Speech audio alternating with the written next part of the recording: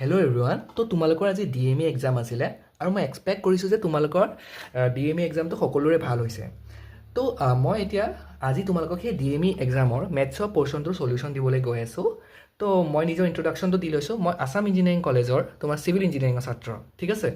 তো আমি ফাৰ্ষ্ট কুৱেশ্যনটো চাওঁ। ফাৰ্ষ্ট কুৱেশ্যনটো কি আহিছিলে? তো ফাৰ্ষ্ট কুৱেশ্যন তোমাৰ এইটো দিয়া আছিলে। এনেকুৱাবিলাক কুৱেশ্যন সদায় মনত ৰাখিবা যে সদায় আমি কিহৰ কামটো কৰিব লাগে। প্ৰথম আমি ৰাউণ্ড ব্ৰেকেটছৰ কামটো কৰিব লাগে। ৰাউণ্ড ব্ৰেকেটছৰ পিছত আমি কাৰ্লি ব্ৰেকেটছৰ কামখিনি কৰিম, তাৰপিছত আমি স্কুৱেৰ ব্ৰেকেটছৰ কামখিনি কৰিম, ঠিক আছে। এতিয়া চোৱা, তো ৰাউণ্ড ব্ৰেকেট ক'ত আছে এইটো ন। তো প্ৰথম মই ৰাউণ্ড ব্ৰেকেটৰ কামটো কৰিম। চোৱা, -3/4 মই এজ ইট ইজ নমাই আনিলোঁ আৰু ইয়াত তোমাৰ থাকিলে 2/3। আৰু এটা কথা মনত ৰাখিবা, শুনা, প্লাছে প্লাছে সদায় প্লাছ হয়, প্লাছে মাইনাছে মাইনাছ হয়, মাইনাছে প্লাছে তোমাৰ মাইনাছ হয়,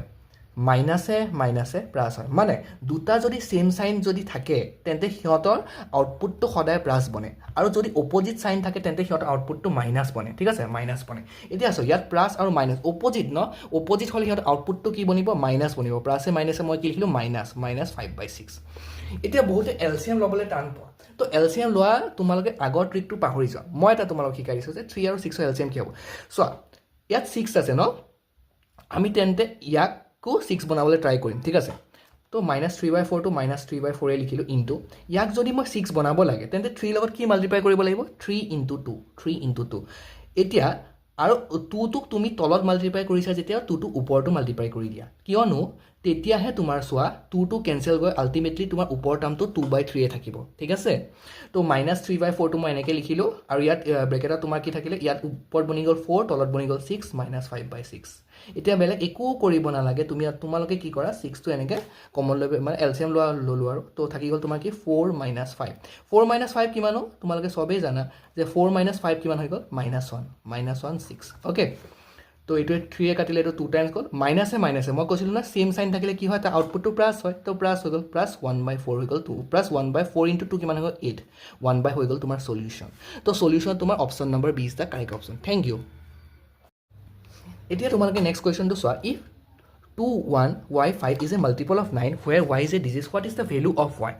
চোৱা, এই কুৱেশ্যনটো ছল্ভ কৰা মই একেবাৰে তোমালোক ইজিয়েষ্ট মেথডটো কৈ আছোঁ। এই যোনটো y আছে ন, y জেগাত তোমালোকে এই অপশ্যনকেইটা বহাই চোৱা। যোনটোত ৰিমাইণ্ডাৰ 0 হৈ যায়, ৰিমাইণ্ডাৰ 0, কুৱেশ্যন যি ওলাওক, ৰিমাইণ্ডাৰটো 0 হৈ গ'ল মানে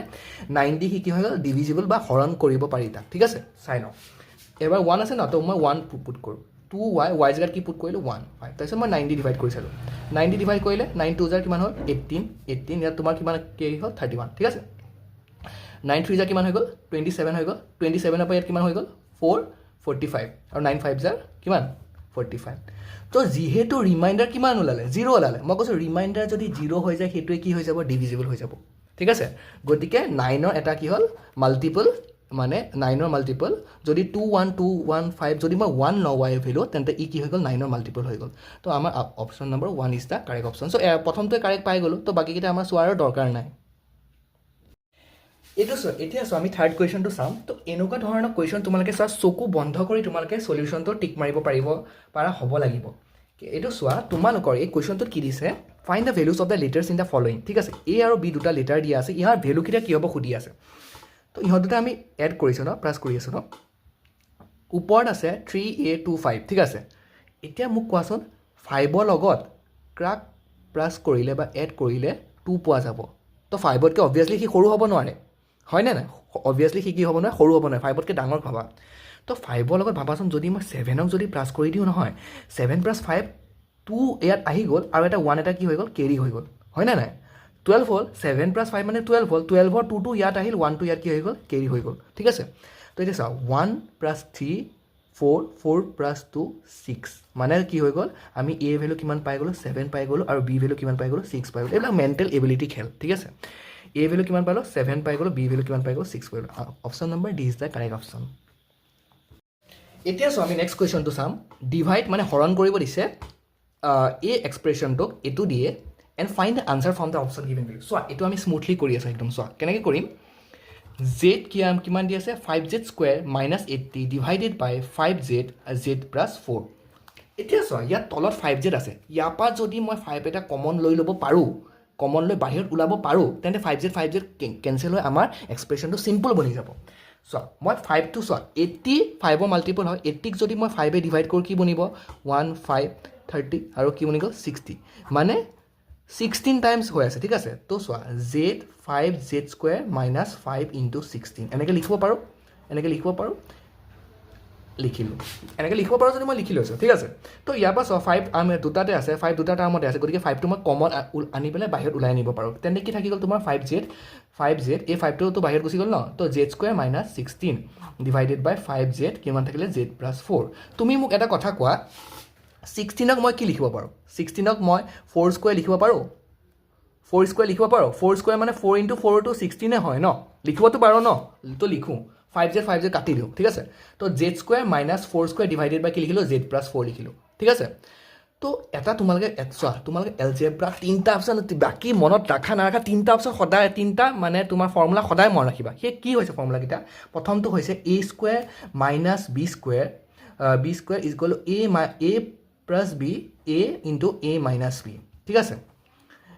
আমাৰ এই ফৰ্মুলাটো ইয়াত লাগিব ঠিক আছে চ' এতিয়া মই কি লিখিম a² মাইনাছ b² ইয়াত a জেগাত কোন আছে z আছে b জেগাত কোন আছে 4 আছে কি লিখিলোঁ a plus b into a minus b z plus 4 into কি লিখিলোঁ z মাইনাছ 4 ডিভাইডেড কি আছে বা কি আছে z প্লাছ 4 তো মই z প্লাছ 4 কেঞ্চেল কৰি দিলোঁ আমাৰ আনচাৰটো কিমান থাকি গ'ল z মাইনাছ 4 ঠিক আছে তো আনচাৰ তোমাৰ চি অপশ্যনটো কাৰেক্ট হৈ যাব এতিয়া শুনা মই ক'লোঁ যে তিনিটা ফৰ্মুলা মানে বহুত ইম্পৰ্টেণ্ট হৈছে এইটো এটা আৰু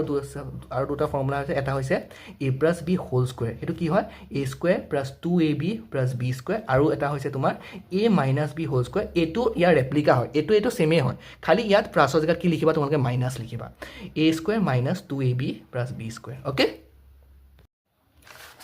এতিয়া তোমালোকে নেক্সট কুৱেশ্যনটো চোৱা নেক্সট কুৱেশ্যনটো তোমালোকৰ কি দিয়া আছে if the weight of 12 sheets of paper এনেকুৱাবিলাক য'ত নাম্বাৰ দিয়া থাকে বা ইম্পৰ্টেণ্ট কিবা ডাটা দিয়া থাকে এইটো আণ্ডাৰলাইন কৰি ল'বা ঠিক ইজ 40 গ্ৰাম 12 शीट्सখনৰ দাম কিমান দিছে 40 gram how many sheets of the same paper would weigh 2.5 kg এটা মোক কথা কোৱা হাফ মানে কিমান হাফ মানে 0.5 1/2 মানেতো 0.5 তো 2.5ক মই কি লিখিব পাৰোঁ 2.5 kg আৰু এই কেজি বা কিলো শব্দটো য'তে আহে তো তোমালোকে মানি ইনটু 1000 কৰি দিবা তো ইনটু কি কৰিবা 1000 কৰিবা মানে 2.5 ইনটু 1000 গ্ৰাম কিলোৰ আৰু এটা নামে কি হৈছে 1000 গতিকে মই 2.5ৰ লগত কাক মাল্টিপ্লাই কৰিলোঁ 1000ক মাল্টিপ্লাই কৰিলোঁ হ'ল তেনে কিমান থাকি গ'ল চোৱা 2500 গ্ৰাম থাকি গ'ল অ'কে 2500 গ্ৰাম থাকি গ'ল অ'কে নেক্সট কি দিছে আমাৰ মই মানে এনেকৈ আণ্ডাৰলাইন কৰি ল'লে কুৱেশ্যনটো বাৰে বাৰে পঢ়ি থাকিব লগা নহয় সেইটো আমাৰ এটা কি হয় বেনিফিট হয় ঠিক আছে তো 40 গ্ৰাম যদি মই পেপাৰ লওঁ তাত কিমানখন পেপাৰ আছে 12 शीट्स অফ পেপাৰ আছে ঠিক আছে 12 शीट्स আছে মই 1 গ্ৰাম পেপাৰ ল'লে কিমান থাকিব চিম্পল আৰু এইটোতো কথাটো ক'বই নালাগে 12 ডিভাইডেড বাই 40 এনেকৈ ভাবি লোৱা এই বস্তুটো এইপিনে মাল্টিপ্লাই হৈ আছে সেইপিনে গ'লে কি হৈ যাব ডিভাইড হৈ যাব 12 ডিভাইডেড বাই 40 शीट्स থাকিব ঠিক আছে বাট আমাক কিমান গ্ৰামৰ কাৰণে ওলাব লাগে 2.5 kg আৰু 2.5 গ্ৰাম 2.5 গ্ৰাম মানে কিমান 2500 গ্ৰাম আমি অলৰেডি এইটো কেলকুলেশ্যনটো কৰি থৈছোঁ তো মই কিমান লিখিম 2500 গ্ৰাম পেপাৰৰ কাৰণে কিমান ওলায় তো 12/40 এনেকৈ ভাবা 2500 গ্ৰাম যদি তুমি এপিনে মাল্টিপ্লাই কৰিছা ন তো এইটো তোমাৰ লেফ্ট ছাইডে মাল্টিপ্লাই কৰিলে ৰাইট ছাইডেও মাল্টিপ্লাই কৰিম शीट्स অফ পেপাৰ অ'কে বাকী এতিয়া একো নাই খালি এইটো ছল্ভ কৰা 0 কেঞ্চেল গ'ল গুচি গ'ল 4 ইয়াক কাটিলে কিমান টাইম হৈ গ'ল 3 টাইমছ ঠিক আছে 3 টাইমছ আৰু তোমাৰ কি হ'ল 3 ইনটু 250 কিমান হৈ গ'ল 750 কৰি চাব পাৰা তোমালোকে এইটোতো চিম্পল কেলকুলেশ্যন এইটো অপশ্যন নম্বৰ 20 দা কাৰেক্ট অপশ্যন এতিয়া তোমালোকৰ নেক্সট কুৱেশ্যনটো চোৱা what are the routes of the equation এটা ইকুৱেশ্যনে দিয়া আছে তাৰ তোমাৰ ৰুটকেইটা সুধি আছে ঠিক আছে কেনেকৈ ওলাই মই এইটো তোমালোকক বুজাই দিছোঁ চোৱা কি দিয়া আছে তোমাৰ 2x² minus 5x plus 3 equal two 0 x² আগত যোনটো টাৰ্ম আছে 2 আছে আৰু যোনটো কনষ্টেণ্ট আছে সেইটো 3 আছে প্ৰথমে তোমালোকে এই দুটা কি কৰিবা মাল্টিপ্লাই কৰিবা ঠিক আছে 2 ইনটু 3 মই কিমান পালোঁ 6 পালোঁ 6ক এনেকুৱাকৈ ফেক্টৰাইজ কৰিম যাতে ইয়াত চোৱা ইয়াত 2 আৰু 3 আগত কি আছে প্লাছ আছে তো এই দুটাক আমি কৰিলে কি পাম আমি এনেকুৱাকৈ ফেক্টৰাইজ কৰিম যাতে ইয়াক এনেকুৱাকৈ ভাঙিম বা ফেক্টৰাইজ কৰিম যাতে মাজত কি আহে প্লাছ আহে যদি ইয়াত -3 থাকিলেহেঁতেন তেন্তে ইয়াক এনেকুৱাকৈ ভাঙিলোহেঁতেন যে মাজত কি আহিলেহেঁতেন মাইনাছ আহিলেহেঁতেন এতিয়া বুজিবা ৰ'বা চোৱা 2x² মাইনাছ 5x আছে ন তো 6ৰ ফেক্টৰ কি হয় 2 আৰু 3 হয় 2 আৰু 3ক মই প্লাছ কৰিলে চোৱা 5 পাই আছোঁ গতিকে মই 2 + 3x + 3 ইজ ইকুৱেল টু 0 মই সেইটোৱে কৈ আছিলোঁ যে ইয়াত যদি প্লাছ থাকে ইয়াত মাজত প্লাছ আহিব ইয়াত যদি মাইনাছ থাকে ইয়াত মাজত কি আহিব মাইনাছ কৰি পেলাই এই টাৰ্মটো পাব লাগিব তোমালোকে ঠিক আছে বুজিটো পালা চাগে তো এতিয়া চোৱা 2x² মাইনাছে প্লাছে কিমান হ'ল মাইনাছ 2x এইটো মাইনাছে প্লাছে কিমান হৈ গ'ল মাইনাছ এই এক্সটো 2 লগতো আছে 3 লগতো আছে আমি দুটাৰ লগতে লিখি ল'লোঁ প্লাছ 3 ইকুৱেল টু 0 ঠিক আছে তো 2x মই কমন ল'লোঁ ইয়াত কিমান থাকিলে x মাইনাছ 1 ইয়াত মই 3 কমন ল'লোঁ ইয়াত কিমান থাকিলে x মাইনাছ 1 ইকুৱেল টু 0 তোমালোকে ভাবিছানে এই প্লাছ চাইনটো কিয় মাইনাছ হৈ গ'ল এটা কথা চোৱা মাইনাছ যেতিয়া কমন লয় নহয় তেতিয়া ভিতৰৰ চাইনকেইটা চেঞ্জ হৈ যায় ইয়াত কি আছিলে মাইনাছ গতিকে ইয়াত কি হৈ গ'ল প্লাছ হৈ গ'ল ইয়াত কি আছিলে প্লাছ গতিকে ইয়াৰ আগত কিমান হৈ গ'ল মাইনাছ হৈ গ'ল ভিতৰৰ চাইনকেইটা কি কৰিবা চেঞ্জ কৰি দিবা এতিয়া যদি মই মাইনাছটো আকৌ ইয়াত ভৰাই দিওঁ তেন্তে মাইনাছ 3x আৰু এইটো মাইনাছে প্লাছ হয়তো আমি এইটো প্লাছ চাইনে থাকি গ'ল ন মুঠতে মনত ৰাখা যে মাইনাছ কমন ল'লে তাৰ ভিতৰ চাইনকেইটা এক্সৰ আগত মাইনাছ আছিলে ইয়াত এক্সৰ আগত কি হৈ গ'ল প্লাছ 3 আগত প্লাছ আছিলে 3 আগত কি হৈ গ'ল মাইনাছ হৈ গ'ল ঠিক আছে 3 মানে কনষ্টেণ্টটো আগত আৰু বাকী 3টো মই কমনে ল'লোঁ ইয়াতো x মাইনাছ 1 আছে ইয়াতো x মাইনাছ 1 আছে তো মই x মাইনাছ 1 কমন লৈ ল'লোঁ ভিতৰত কি থাকি গ'ল 2x মাইনাছ 3 ইকুৱেল টু 0 মানে আমি জানো যে চোৱা এই দুটা টাৰ্মযোৰৰ যদি প্ৰডাক্টটো যদি 0 হ'ব লাগে ঠিক আছে সাপোজ মই কওঁ 3 লগত কিবা এটা মাল্টিপ্লাই কৰি 0 পাইছোঁ কি হ'ব 0 হ'ব লাগিব হয় আইডাৰ তোমাৰ 2 লগত মই কিবা এটা মাল্টিপ্লাই কৰি মই 0 পাইছোঁ তেনে 0কে মাল্টিপ্লাই কৰিম ন আইডাৰ তোমাৰ এইটো হ'ব পাৰে নহ'লে 0 ইনটু 0 টো 0 হয় মানে আইডাৰ ইহঁত দুটাৰ ভিতৰত কোনোবা এটা টাৰ্মটো মাষ্ট বি 0 হ'বই লাগিব তো x মাইনাছ 1ও 0 হ'ব পাৰে অৰ তোমাৰ টুৱাইছ x মাইনাছ 1 0 হ'ব বা দুটাও 0 হ'ব পাৰে দুটা 0 হ'লে তোমাৰ 0 আনচাৰ পাবা ঠিক আছে তো x ইকুৱেল টু 1 হ'ব আৰু ইয়াত চোৱা টুৱাইছ x ইকুৱেল টু এই মাইনাছ চিটো ইপিনে নিলে হৈ গ'ল টু প্লাছ 3 আৰু x ইকুৱেল কিমান হৈ গ'ল 3/2 হৈ গ'ল মানে এটা ৰুট হৈ গ'ল 1 আৰু এটা ৰুট হৈ গ'ল কিমান 3/2 এটা ৰুট হৈ গ'ল 1 আৰু এটা ৰুট হৈ গ'ল 3/2 option number A is the correct option এতিয়া চোৱা তোমালোকে নেক্সট কুৱেশ্যনটো চোৱা কি দিয়া আছে the 10 term of the arithmetic progression is এটা আমাৰ এপি এটা দিয়া আছে বা এৰিথমেটিক প্ৰগ্ৰেশ্যন এটা দিয়া আছে ইয়াত 10 টাৰ্মটো কি হ'ব সুধি আছে এতিয়া চোৱা মই তোমালোকক এৰিথমেটিক প্ৰগ্ৰেশ্যনৰ ফিল্ডটো আনিবলৈ চেষ্টা কৰিম চোৱা 1 4 7 10 এই বস্তুটো এই পেটাৰ্ণটো ইয়াৰ পেটাৰ্ণ এটা আছে তোমালোকে ভালকৈ বস্তুটো অবজাৰ্ভ কৰাচোন অবজাৰ্ভ কৰি পেলাই কি দেখিছা তোমালোকে যদি অলপ মন দি চোৱা তেন্তে দেখিবা যে 1ৰ লগত প্লাছ 3 কৰিলে আমি 4 পাওঁ 4ৰ লগত প্লাছ 3 কৰিলে 7 পাওঁ 7ৰ লগত আকৌ প্লাছ 3 কৰিলে 10 পোৱা যায় মানে ইহঁত দুটা মানে কনজিকিউটিভ টাৰ্মছৰ মাজত কনজিকিউটিভ মানে জাষ্ট মানে লগত লাগি থকা টাৰ্মছকেইটাৰ মাজত ডিফাৰেঞ্চ কমন যোনটো আমাৰ কমন ডিফাৰেঞ্চ হৈছে সেইটো পেটাৰ্ণটোত কি দেখিলোঁ কমন ডিফাৰেঞ্চ 3 হৈছে সেইকাৰণে এই 3 কোৱা যায় কি জানানে কমন ডিফাৰেঞ্চ যাক আমি দি পেলাই ডিনোট কৰোঁ কি কওঁ ডি ডিনোট ইহঁতকেইটাৰ মাজত কমন কি ইটোৱে সিটো মানে কনজিকিউটিভ টাৰ্মকেইটা আৰু ইটোৱে সিটো 3 দি পেলাই কি কয় ডিফাৰ কৰে ঠিক আছে সেইটোৱে হৈ গ'ল সিহঁতৰ কি কমন ডিফাৰেঞ্চ ঠিক আছে কমন ডিফাৰেঞ্চ মানে কি তোমালোকে হয়তো বুজি পালা এতিয়া চোৱা মই এপি এটাৰ কাৰণে যোনটো আমাৰ ফাৰ্ষ্ট টাৰ্ম হৈছে ফাৰ্ষ্ট টাৰ্মটো মই এ ডি ডিনোট কৰোঁ এনেট টাৰ্মটো এ এন ডি ডিনোট কৰোঁ আৰু যোনটো কমন ডিফাৰেঞ্চ তাক মই ডি ডিনোট কৰোঁ ঠিক আছে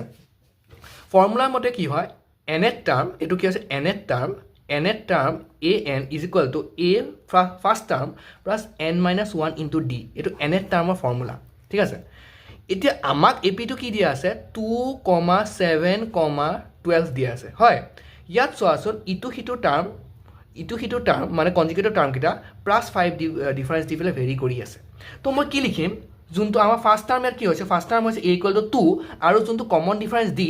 ডি মই 7 মাইনাছ 2 কৰোঁ বা 12 মাইনাছ 7 কৰোঁ একেই কথা মই 7 মাইনাছ 2 কৰিলোঁ 7 মাইনাছ 2 কৰিলে কিমান পালোঁ 5 পালোঁ ঠিক আছে আৰু এনেট টাৰ্মৰ ফৰ্মুলা কিমান আছিলে এইটো ইয়াত আমাক কিন্তু 10 টাৰ্ম সুধিছে এনৰ জেগাত কি আছে 10 গতিকে মই কি লিখিম 10th term A 10 is equal two first term কিমান আছে 2 10 টাৰ্ম কৈছে ন এনৰ জেগাত কি পুট কৰিম 10 মানে 10 minus 1 into common difference D কিমান আছে 5 ইনটু 5 ঠিক আছে মানে 2 প্লাছ 9 ইনটু 5 9 ইনটু 5 কিমান হৈ গ'ল 45 প্লাছ 2 মানে 47 হৈ গ'ল তোমালোকৰ আনচাৰ মানে option C is the correct option এতিয়া চোৱা নেক্সট কুৱেশ্যনটো এইটো টাফৰ ভিতৰত ক'বলৈ গ'লে অকল কমপ্লিকেটেড কুৱেশ্যনৰ ভিতৰত এইটোৱে আহিছে যোনটো চিমিলাৰিটি অফ ট্ৰাইংগলছৰ ওপৰত বেছ হয় চোৱা কি কৈছে a girl of height 90 centimetre is walking away from the base of a lamppost at a speed of 1.2 meter per second. Speed কিমান দিছে 1.2. If the lamp is 3.6 meter above the ground, what will be the length of her shadow after 4 seconds? কি কৈছে তোমালোকে কুৱেশ্যনটো ফাৰ্ষ্টে বুজি লোৱা শুনা suppose মই ক'লোঁ যে মোৰ এইটো লেম্প পোষ্ট ঠিক আছে লেম্প পোষ্ট এইটো লেম্প পোষ্ট হ'ল তো এজনী ছোৱালী আছিলে তাই এই লেম্প পোষ্টৰ পৰা ৱেইট এনেকৈ মুভ কৰি আছিলে ঠিক আছে এতিয়া মোক কৈছে